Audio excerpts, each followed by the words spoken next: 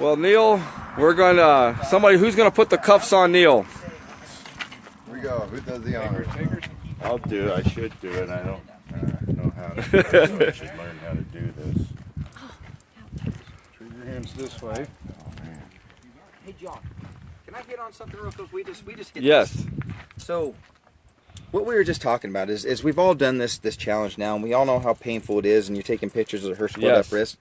Let's not forget something. Yes. Ryan Bundy has a bullet in his shoulder. Wow. In his shoulder, and the pain that we're facing, you know, from that. What's his shoulder feeling like when he's handcuffed behind his back and left there for hours upon hours?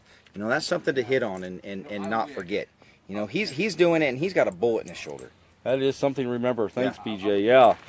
I don't ever want to heard that there. BJ just brought it to our attentions there again. Ryan Bundy is set in solitary confinement right now in a 7x11 cell. 7 foot wide by 11. And he just got through spending 40 days in solitary confinement. He's had a bullet in his shoulder for the last 16 months. And he hasn't even had it removed yet. On this side, we gotta lock it so they don't adjust. Huh? The little pin on the other end of the key. There's a little holes on the back side here. Michael, So it doesn't close any tighter. Michael Here? Curtin, if I'm pronouncing that right, is saying, I will donate $500 for Neil if he autographs a hammer. So, well, he's... How's that? Neil, That's let's good. look at these real quick. The left-hand one's a little on the tight side. Okay, let's undo it. Well, I can stick my Back it whole up a finger little in bit. it. Yeah, well, Is that standard? Well, we'll loosen it up, though. A little bit. This one. how's that? Better? That's good. That's good. Oops. Make sure you lock it again. That little hole. So Michael Curtin says he's going to donate $500 for Neil if he'll autograph this hammer afterwards. I will do it, Michael. So Neil's going inside now, guys. And we got a time, anybody? It is 10:35. 10:35. So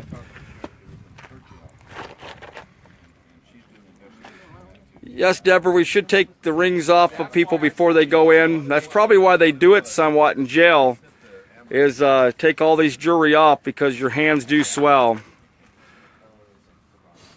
We actually did have them taken off. I just tried them on as I got out. Michael says he's spent time in, Michael Lovell, if I've got that right, says he's spent time in jail. My heart breaks every single day. So we can certainly identify it, and I know one of my main purpose for doing this now in the cell here in handcuffs is to identify and express my solidarity with the horrible sacrifice and that the Bundy family and Ammon in particular has gone through in this cause. You know, up in our Oregon trial, for a while there, Ammon wore jail scrubs in the courtroom, and a number of us then, who were visitors, started wearing jail scrubs too. And any way we can express solidarity with these noble men, we have to. It's imperative that we do it. You know, I'm very hopeful that Ammon will see me putting myself in the same position that he has been in. You know, when the most principled, moral, and courageous Americans are tormented and imprisoned, we had to stand up to this in our country. And for people of conscience, this is the only, at this point, the only alternative we have here is to come out on this road in front of this detention facility where these people are being held. You know, I have to stress the fact that they are very, very eminently qualified for pretrial release. And our own Constitution specifies that excessive bail shall not be required. They have been now held against their will for, what is it, John, 450 days? Yeah, 469, I think, today. 469 days, and been denied bail, or in the federal term they call it pretrial release. They've been denied pretrial release all that time, and it's simply outrageous. So We have to stress that and secure that pretrial release for them. And of course support them in their travails here through the false charges that have been leveled against them. A true political prisoner with the Constitution in his pocket. All right. I will note also that many of us know already that those of us who have been attending the trial in Judge Navarro's courtroom in Las Vegas, that Judge Navarro cannot stand the sight of the Constitution in her courtroom and has decreed that any constitutions that are brought in there have to be turned face down again. If that is not a simple declaration of their headlong war, the federal government's headlong war on their founding charter, I don't know what would be. Neil, would you mind telling that short story of how they actually tried to grab it from you? Well, yes. This is out of line and could be classified as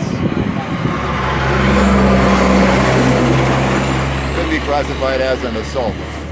As I mentioned, the marshals are on the lookout for anyone that tries to carry a shirt-pocket Constitution into Judge Navarro's courtroom. I was walking in there with the Constitution in my pocket, just like it is right now, and was passing through the little ante-room into the courtroom, and without saying anything, one of the marshals grabbed it out of my pocket and turned it around. This was, ladies and gentlemen, assault. They would certainly call it an assault if we did that to them, wouldn't they? And, well, anyway, as soon as I got back in the courtroom, I turned it back around again, but it didn't last long. One of the marshals spotted it and kicked me out of the courtroom for that day. The bare fact that they cannot even stand the sight of their own founding charter in a federal courtroom is very indicative of how out of control our federal government is. So, I'm about to get up sick from watching my TV and checking out the news until my eyeballs fail to see. I mean to say that every day is just another rotten mess. And when it's going to change, my friend, is anybody's guess. So I'm watching and I'm waiting, hoping for the best. You could think I'm going crazy every time I hear them saying that there's no way to delay that trouble coming every day. No way to delay that trouble coming every day. Wednesday we watched a riot. I seen the cops out on the street. Watched them throwing rocks and stuff and choking in the heat. Listened to reports about the whiskey passing round. Seen the smoke and fire and the market burning down. Watched while everybody on the street would take a turn to stomp and smash and slash and crash and bash and bust and burn. So I'm watching and I'm waiting, hoping for the best. You could think I'm going crazy every time I hear them saying that there's no way to delay that trouble coming every day. No way to delay that trouble coming every day. Well, you can cool it, you can heat it, 'cause baby, I don't need it. Take your TV tube and eat it, and all that phony stuff on sports, and all the unconfirmed reports. You know, I watched that rotten box until my head began to hurt, from checking out the way the newsmen say they get the dirt before the guys on channel so-and-so. Further, they assert that any show they'll interrupt to bring you news when it comes up. They say that if the place blows up, they will be the first to tell. And because the guys downtown are working hard and doing swell.